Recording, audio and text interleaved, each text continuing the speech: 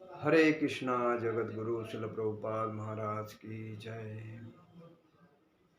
नमो विष्णुपादाय कृष्ण प्रेष्ठाय भूतले श्रीमते भक्ति वेदांत स्वामी निते नामिने। नमस्ते सारस्वती देवे गौरवाणी प्रचारणे निर्विशेष शून्यवादी पाश्चात्य देश धारणे। जय श्री कृष्ण चैतन्य प्रभु नित्यानंद श्री अद्वैत गदाधर शिवासादि गौर भक्तवृंद। हरे कृष्ण कृष्ण कृष्ण हरे हरे, हरे राम राम राम हरे हरे। जगत गुरु शिल प्रभुपाद महाराज की जय। परम पूज्य लोकनाथ स्वामी महाराज की जय। निताय गौर प्रेमानंदे हरि हरि बोल।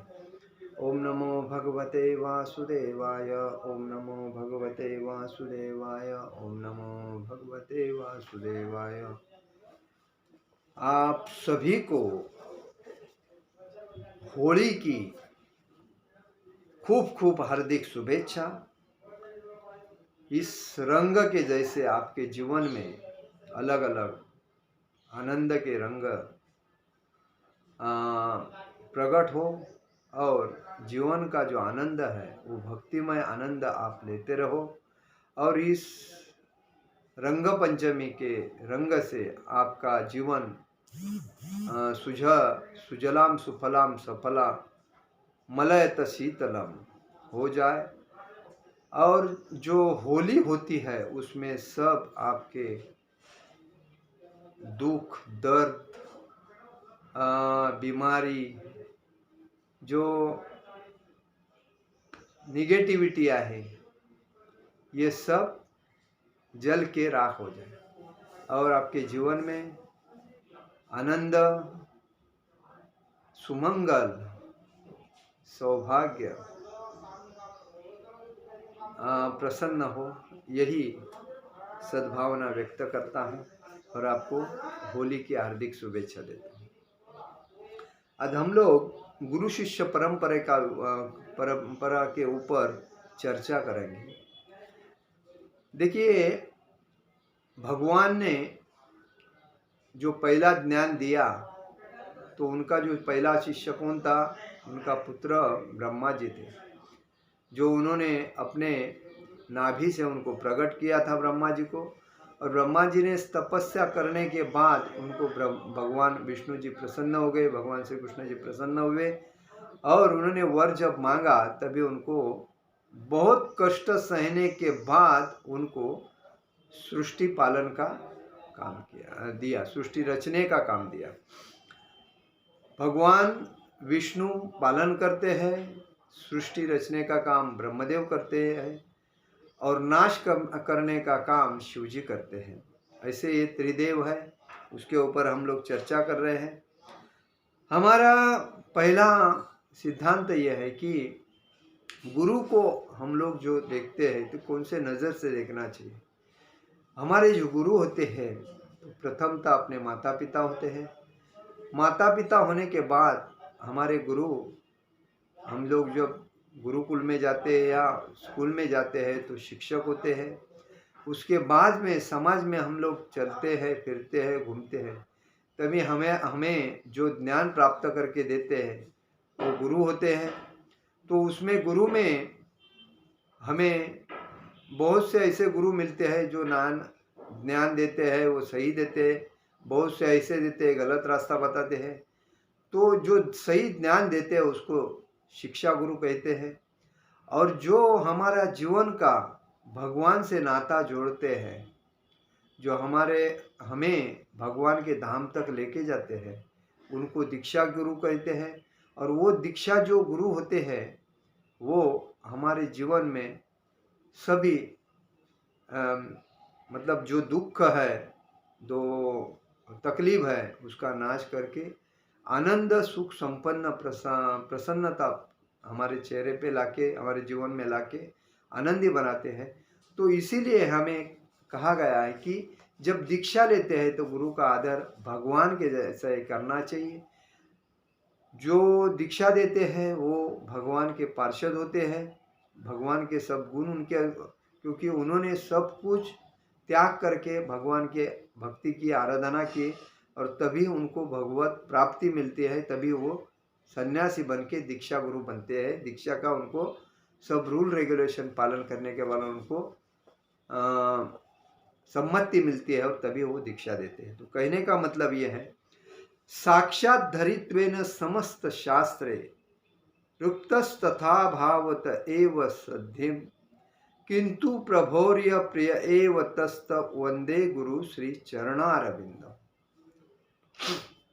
इसमें क्या कहा गया है कि धर्म शास्त्रों में यही घोषित किया गया है कि गुरु महाराज का पूजन साक्षात पूर्ण पुरुषोत्तम भगवान श्री कृष्ण के समान ही किया जाना चाहिए तथा भगवान के सभी विशुद्ध भक्त इसका पालन करते हैं।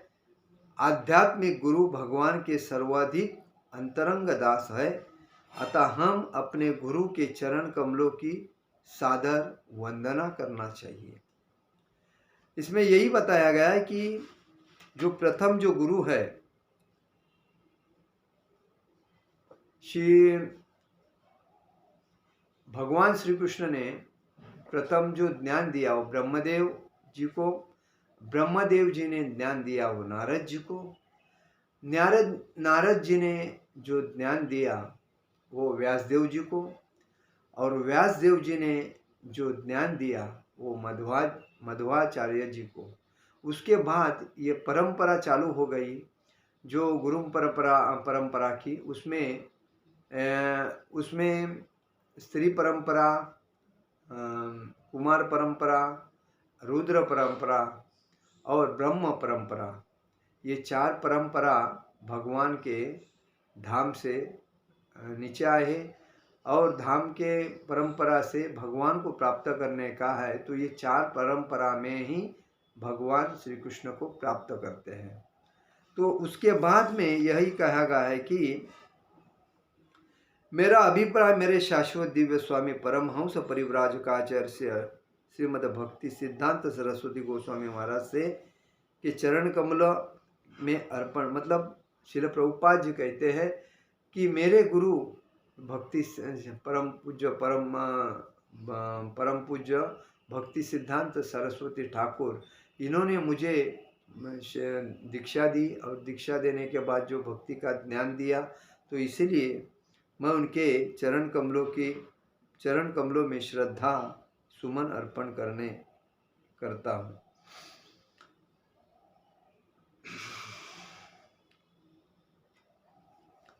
सज्जनों, श्री आचार्य देव के समान से आयोजित संध्या में कहा गया है कि जैसा हमें प्रामाणिक शास्त्रों में ज्ञात होता है कि गुरु अथवा आचार्य देव उस परम जगत के संदेश को प्रस्तुत करते हैं जो परम भगवान के दिव्य धाम है, जहाँ प्रत्येक वस्तु अभिन्न रूप से परम सत्य की सेवा करती है। हमने यह प्राय सुन लिया है कि महाजनों एन गत तथा पंथा, महाजनों एन गत सत पंथा, म्हणजे पूर्व के आचार्यों के पंथ का अनुसरण करो तो ही वास्तविक हम इस सूक्ष्म गहन अध्ययन को समझ सकते हैं कि हमारे जो आचार्य ने हमें जो ज्ञान दिया उसको प्राप्त करना जरूरी है। अद्विज्ञानार्थ स गुरुमेवाभिगच्छेत समित पाणी क्षेत्रीय ब्रह्मनिष्ठमः। अप्राकृत विज्ञान की शिक्षा प्राप्त करने के लिए हमें गुरु शिष्य परंपरा में आने वाले प्रामाणिक गुरु का अवश्य ही आश्रय ग्रहण करना चाहिए, जो परम सत्य में स्थित रहते हैं। इसीलिए कहा गया है कि जो प्रामाणिक गुरु होते हैं उनका आश्रय लेना जरूरी है। जैसा कि अनेकानेक व्यक्तियों में से एक नहीं है कि वे जगत गुरु है, हम सबके गुरु है, लेकिन अंतर केवल यही है कि कुछ उनकी आज्ञा का सर्वभावेन पालन करते हैं, जबकि कुछ उनकी आज्ञा का प्रत्यक्ष रूप से पालन नहीं करते हैं। इसलिए कहा गया कि आचार्य मा विज्ञानीया ज्ञान मन्येत कहिंचित नमर्त बुद्ध्या स्वेत सर्वदेव मयो गुरु। मतलब आध्यात्मिक गुरु को मेरे ही समान समझना चाहिए। आनंद घन भगवान ने कहा है, किसी को भी आध्यात्मिक गुरु से न तो ईर्ष्या रखनी चाहिए और न ही उनको सामान्य मनुष्य मानना चाहिए, क्योंकि गुरु सभी देवताओं के आगार है। इसका अर्थ हुआ कि आचार्य को भगवान का ही साक्षात स्वरूप माना गया है। उनका इस भौतिक जगत के कार्यकलापों से कोई संबंध नहीं रहता। वे जीवन की अस्थायी आवश्यकताओं के विषय में हस्तक्षेप के लिए यहाँ अवतरित नहीं होते हैं। उनका केवल एक ही लक्ष्य रहता है कि पतित बद्ध जीवों का उद्धार करना, अर्थात ऐसे जीव को इस संसार में मन और 5 इंद्रियों के द्वारा भोग करने के उद्देश्य से आए हैं, वे वैदिक प्रकाश को प्रकट करने के लिए और पूर्ण स्वाधीन जीवन का वरदान देने के लिए हमारे समक्ष प्रकट होते हैं, जिसके लिए हम जीवन के पग पग पर आकांक्षा रखते हैं। देखिए, हर व्यक्ति अपनी इंद्रिय तृप्ति के लिए सुबह से लेकर शाम तक दिन रात मेहनत करता है, लेकिन इसको उस व्यक्ति को ये नहीं पता चलता है कि मैं ये किसके लिए कर रहा हूँ। गधे के जैसी मेहनत कर रहा हूँ, किसके लिए कर रहा हूँ। मैं आने के टाइम पे खाली आता है, जाने के टाइम पे खाली आ जाऊँगा, लेकिन ये जो दिन रात मेहनत कर रहा हूँ तो भगवान के लिए तो नहीं कर रहा हूँ। भगवान ने मेरे को बचपन में माँ के पेट में होते हुए भी पालन पोषण किया, अभी भी मेरा करेंगे, लेकिन मुझे उसके ऊपर भरोसा नहीं, इसीलिए मैं अंधा बन के, मूर्ख बन के, गधे के जैसी दिन रात बाल बच्चों के लिए और प्रपंच के लिए मेहनत कर रहा हूँ। तो मैं मूर्ख हूँ, ये खुद समझना जरूरी है। जो व्यक्ति अपनी अपूर्ण इंद्रिय प्रतीति के द्वारा दिव्य शब्द ब्रह्म की व्याख्या करता है, वह वास्तविक आध्यात्मिक गुरु नहीं हो सकता है। तो कारण यह है कि प्रामाणिक आचार्य के अधीन उचित प्रशिक्षण के अभाव में असत व्याख्याकार निश्चयी श्री व्यासदेव से मतभेद रखता है। जैसा कि मायावादी लोग कहते हैं कि श्रील व्यासदेव वैदिक प्रकाशन के प्रधान अधिकारी महाजन है, इसीलिए असद व्याख्याकार को गुरु का आचार्य के रूप में नहीं स्वीकार किया जा सकता, भले ही उस व्यक्ति में भौतिक ज्ञान प्राप्त करने की पूरी योग्यता ये विद्यमान हो। जैसा कि पद्म पुराण में कहा गया है कि संप्रदाय विहीना में मंत्रा से निष्फला मता, मतलब जब तक आप गुरु शिष्य परंपरा के किसी प्रामाणिक गुरु के द्वारा मंत्र दीक्षा प्राप्त नहीं करते, तब तक प्राप्त किया गया मंत्र निष्फल होता है। इसलिए आध्यात्मिक गुरु शिष्य परंपरा का प्रामाणिक गुरु जो होता है, उससे ही दीक्षा प्राप्त करके हमें मंत्र जप करना जरूरी है। और जिस दिन हम प्रामाणिक गुरु से मंत्र दीक्षा लेके मंत्र जप नहीं करते, तो वो हमारे मंत्र करके भी और भक्ति करके भी सफल नहीं होती है। इसलिए कहा गया, यस्त देवे परा भक्ति यथा देवे तथा गुरु तस्ते ते कथिता ही अर्था प्रकाशन्ते महात्मनः।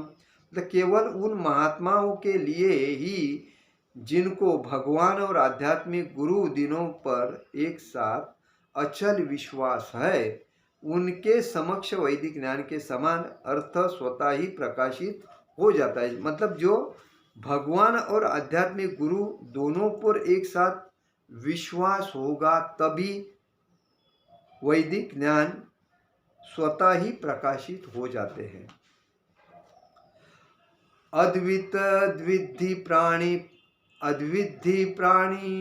अद्विति प्रणिपातेन परिप्रश्नेन सेवया उपदेक्षन्ति ते ज्ञानस्तत्त्वदर्शिनः। मतलब बुद्धिमान एवं प्रामाणिक गुरुदेव के पास जाओ, सर्वप्रथम उनके शरणागत बनो और फिर जिज्ञासा तथा सेवा के द्वारा उनको समझने का प्रयत्न करो। ऐसे बुद्धिमान गुरु महाराज तुम्हें इंद्रियाति दिव्य ज्ञान का प्रकाश देंगे, क्योंकि वे परम सत्य भगवान को जान चुके हैं। दिव्य ज्ञान को प्राप्त करने के लिए हमें प्रबल जिज्ञासा और सेवा की भावना के साथ वास्तविक आचार्य के प्रति अवश्य ही पूर्ण रूप से शरणागत होना जरूरी है। आचार्य के निर्देश में भगवान की वास्तविक सेवा के केवल वह वान जिसके लिए द्वारा हम दिव्य ज्ञान हृदय यंगम कर सकते हैं। आचार्य देव के चरण कमलों में हमारी विनम्र सेवाएं व श्रद्धांजलि अर्पण करने के उद्देश्य से आयोजित आज ही की इस सभा में समर्थ श्रील आचार्य देव बिना किसी भेदभाव से सभी व्यक्तियों को करुणावश प्रसारित कर रहे हैं। क्योंकि आचार्य जो होते, आचार्य मतलब गुरु जो होते हमारे, ये भगवान के पार्षद होते हैं। इसलिए कहा गया है कि बुद्धिमान एवं अप्रामाणिक गुरुदेव के पास ही हम शरणागत होने के बाद हमें उनके द्वारा उनको हम समझ सकते हैं। ऐसे बुद्धिमान गुरु महाराज तुम्हें इंद्रियातीत ज्ञान प्रकाश देंगे, क्योंकि वे परम सत्य भगवान को जान चुके। हम कभी भी ये समझना चाहिए कि हम जब भी भक्ति करते हैं तभी भक्ति करने के टाइम पे हमारे गुरु के जो लेक्चर है हमें सुनना चाहिए, उनके विचार हमें आत्मसात करना चाहिए और उनके पैरों पे पैर रख के हमें आध्यात्मिक वृत्ति से चलना चाहिए। हमें भगवान को तो देखा नहीं है, लेकिन हमने हमारे गुरु को देखा है और गुरु ही साक्षात भगवान है, यही मान के हमें उनकी सेवा करनी चाहिए, यही कहा गया है। तो हम इसी वजह से हम आध्यात्मिक में उन्नत हो जाती है। उत्तिष्ठता जागृत प्राप्य वरान विन निबोधताम शूरस्थ धारा निशिता दूरस्थता दुर्ग। उत्तिष्ठत जागृत प्राप्य वरान निबोधताम शूरस्थ धारा निशिता दूरस्था दुर्गपतस्त कवयो वदंती। जागृत हो जाओ और उस वरदान को समझने का प्रयत्न करो जो तुम्हें अब इस मनुष्य योनि में प्राप्त हुआ है। आध्यात्मिक साक्षात्कार का मार्ग अत्यधिक कठिन है। यह उस्तरे की धार के समान है, वस्तरे की धार के समान है, ऐसा विद्वान अध्यात्मवादियों का मत है। तो कहने का मतलब यह है कि श्रीमद् भगवद गीता से हमें शिक्षा प्राप्त होती है कि देह का नाश होने जाने पर भी आत्मा नष्ट नहीं होता, वह अपरिवर्तनशील, नवीन और स्फूर्तिमय बनी रहती है। आत्मा को न अग्नि जला सकती है, न जल गला सकता है, न वायु सुखा सकती है और न ही तलवार उसका वध कर सकती है। वह अजन्म और नित्य है। इसको यस्तात्म बुद्धि पूर्णपे त्रिधातु के स्वधी कलात्री दिशुभो इज्जधि। यस्तीर्थ बुद्धि सलिले न कहिचिति जन्नेष्वभिक्षेषु स एव गोकर। जो मनुष्य 3 तत्वों कप पित्त वायु से बने इस शरीर को आत्मा मानता है, जिसकी स्त्री तथा पुत्र से घनिष्ठ शारीरिक संबंध रखने में प्रीति रहती है, जो अपनी जन्म भूमि को पूजनीय समझता है और जो तीर्थ स्थानों के जल में स्नान करता है, परंतु वास्तविक ज्ञान रखने वाले मनुष्य से लाभ नहीं उठाता, वह एक गौ अथवा खर मतलब गधे से श्रेष्ठ नहीं है। देखिए इसमें क्या कहा गया है कि जो मनुष्य 3 तत्वों म्हणजे कप पित्त वायु, आत्मा व्यक्ति का शरीर किससे बना है? कप पित्त वायु से तो बना है। इस शरीर को आत्मा मानता है, म्हणजे शरीर को आत्मा मानता है, लेकिन शरीर के अंदर जो आत्मा है उसका वो कभी मतलब स्नान नहीं करता, मतलब हरे कृष्ण महामंत्र से उसको जो क्लीन करना चाहिए वो नहीं करता है।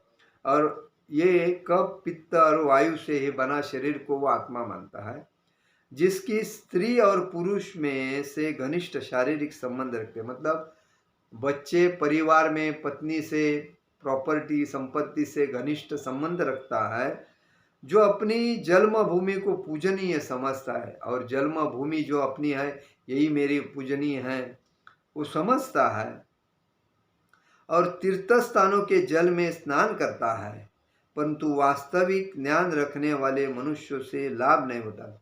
मतलब तीर्थ स्थानों में जाके स्नान करता है, लेकिन जो ज्ञान प्रदेता है उसका उसके साथ संबंध नहीं रखता है, उसका लाभ नहीं उठाता है, तो वो आदमी एक गधे के जैसा है। तो यही कहा गया है कि हम ये वात, पित्त और वायु से बने शरीर में हम अपने इंद्रिय तृप्ति में पूरा जीवन बर्बाद करते हैं, और भक्ति के लिए किसी ने हमें पुकारा तो हम बोलते हमारे पास टाइम नहीं है, क्योंकि मेरे को टाइम ही नहीं मिलता है। मैं अभी देख, मेरा एक सेवा है, हाउ क्या ना हेल्प, मैं आपकी क्या मदद कर सकता हूँ। उधर मुझे बहुत लोग आते हैं, मिलते हैं, और मैं अगर उनको बताता हूँ कि आइए आपको मैं चैंटिंग सिखाता हूँ, कैसे भक्ति में आगे बढ़ना है वो सिखाता हूँ। प्रभु जी मैं ना बहुत बिजी रहता हूँ, मुझे टाइम ही नहीं मिलता है।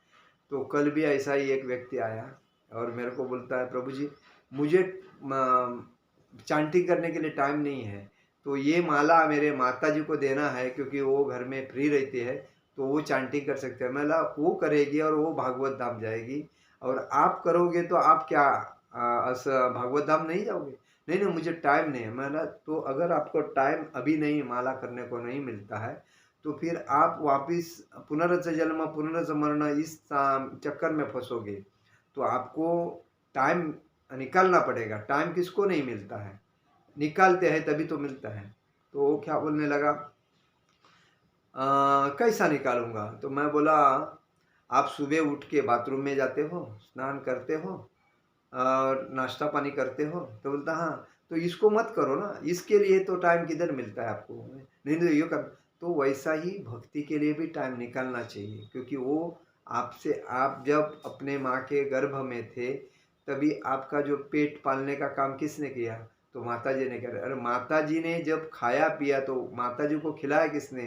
भगवान ने ही तो खिलाया। तो भगवान ने, माता जी ने खाने के बाद जो बच्चे के पेट में जा रहा था, वो सिस्टम किसने बनाई थी? तो वो भगवान ने बनाई। तो वो जो माँ खा रही थी उसका जो अन्न रस के माध्यम से बच्चे के मुंह में जाके, वो बच्चा 9 महीने का होने के बाद वो बाहर आया। उसके बाद वो इधर का उधर का देख के अभी माँ उसको दूध पिलाती है, खाना खिलाती है, और बाद में आज समाज में वो चलता फिरता, घूमता फिरता अपने पैरों पे खड़ा है। तो इसका मतलब भगवान आपके लिए इतना करता है, तो आप भगवान की भक्ति क्यों नहीं कर सकते? भगवान ने आपको लाइट फ्री दिया है, पानी फ्री दिया है, हवा फ्री दिया है, लेकिन इंसान ने आपको अगर कुछ दिया है तो उसका पैसा लेता है। इसका मतलब आपको किसको ज़्यादा मानना चाहिए? इंसान को मानना चाहिए, इंसान की भक्ति करना चाहिए, क्या जॉब में पैसा दे रहा है इसके लिए वही मेरा सब कुछ है, कोई पद मेरे को दे रहा है इसलिए वही मेरा सब कुछ है? ये तो स्वार्थी है, ये अपना स्वार्थ के लिए तुम्हारा यूज करके ले रहे हैं, और जिस दिन उनका स्वार्थ बंद हो जाएगा उस दिन तुमको छोड़ देंगे, दूसरे को रखेंगे। तो तुम्हारा ये टाइम फुकट गया सब लाइफ। मतलब जितने साल तुमने उसके लिए काम किया वो तुम्हारा सब क्षण, एक क्षण क्षण बल्कि दिन, महीने, साल पूरा गया, वेस्टेज गया।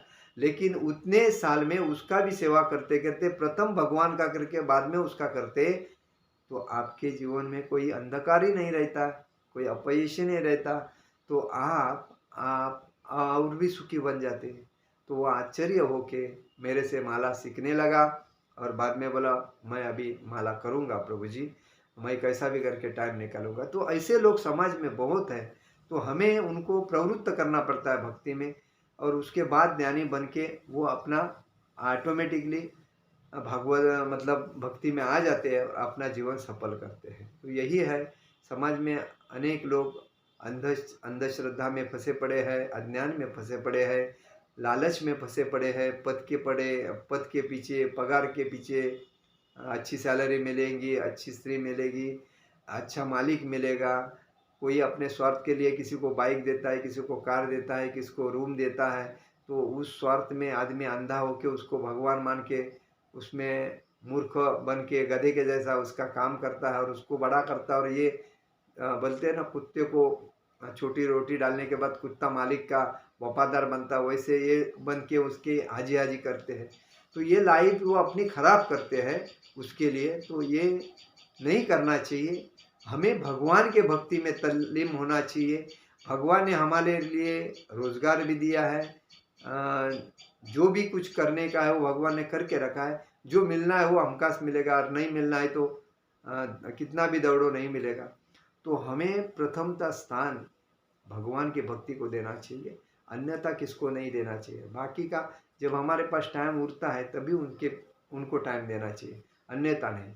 रोजगार तो भगवान ने सबको दिया है, लेकिन आज समाज में इतने चोर हो गए, इतने चिटर हो गए, इतने झूठ बोलने वाले, एक दूसरे को मतलब दूसरे का हड़प करके खाने वाले हो गए, इसीलिए बेरोजगारी बढ़ रही है, रोजगार नहीं मिल रहा है। लेकिन जो दूसरे को तकलीफ दे के अपना पेट भर रहा है, कितना भी मिलने के बाद तृप्त नहीं, उसका व्यर्थ में जा रहा है, कुछ फायदे का नहीं है। लेकिन सबको अगर देखे थोड़ा भी अपने को मिले, उसमें अगर आनंद मानेगा ना, वही सुखी है, अन्यथा सब दुखी है। हरे कृष्णा कृष्ण कृष्ण हरे हरे, हरे राम राम राम हरे हरे। जगत गुरु शिल प्रभुपाद महाराज की जय। परम पूज्य लोकनाथ स्वामी महाराज की जय। निताय गौर प्रेमानंदे हरि हरि बोल।